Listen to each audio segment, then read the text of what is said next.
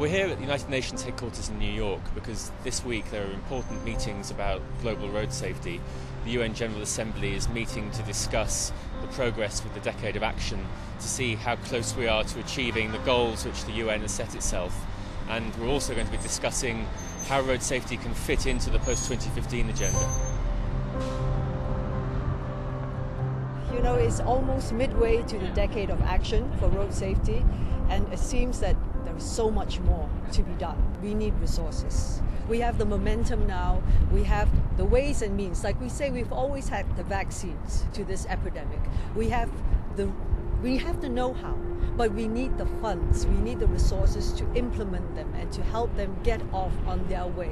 So right now we need not just the government to say that we have to do the right thing, but we need the private sectors, everyone to step up to the plate, put their money where their mouth is, and get this done.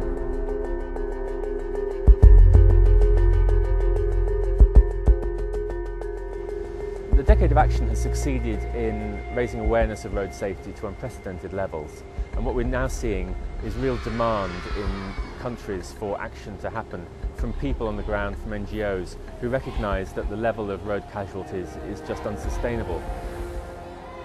One of the important things to come out of the discussions at the United Nations this week is the confirmation from Brazil that it's going to host a mid-term global ministerial conference to look at progress in the Decade of Action. This is going to be a really vital meeting, and it's a time for everyone to put their cards on the table and say what they're going to do to achieve the goal of the Decade of Action.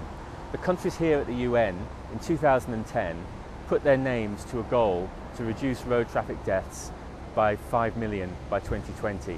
That's what they signed up to. The question we have to ask is, what are you doing to achieve it? In too many cases, the answer is little or nothing.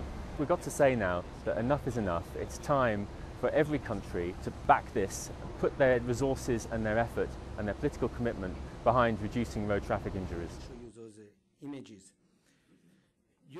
My feeling is that road safety has to be taken among the priority of the governments. Very often I've been traveling in all the countries who are FA members, so it means 150 countries. I've been traveling, I've been discussing with head of state, with Minister of Transport, Minister of Interior, and very often they are not aware about what is happening in the country, because for them road safety action has not yet been decided. We also need to make sure that road safety will be part of the big agenda for the next 15 years, which is the Sustainable Development Goal. I see 2015 as a key year. This needs to be the next push to bring us to the next level. There will be the discussions on the post-2015 development agenda. There will be the second global ministerial conference, which needs to have a very clear, tangible outcome leading us into an agenda for the 10-15 years to come. And so we need to really work on making that a success.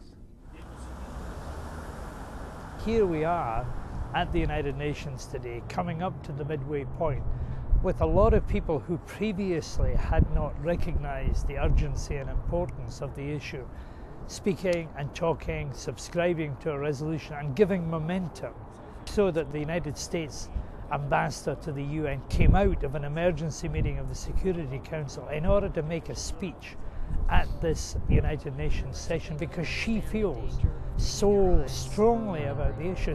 You know, the carnage on the road is becoming an international scandal, and if aid is being wasted because people are dying and being injured, and we're killing more people than have killed in wars, then clearly there has to be political leadership in the world to say we're going to radically do something about it.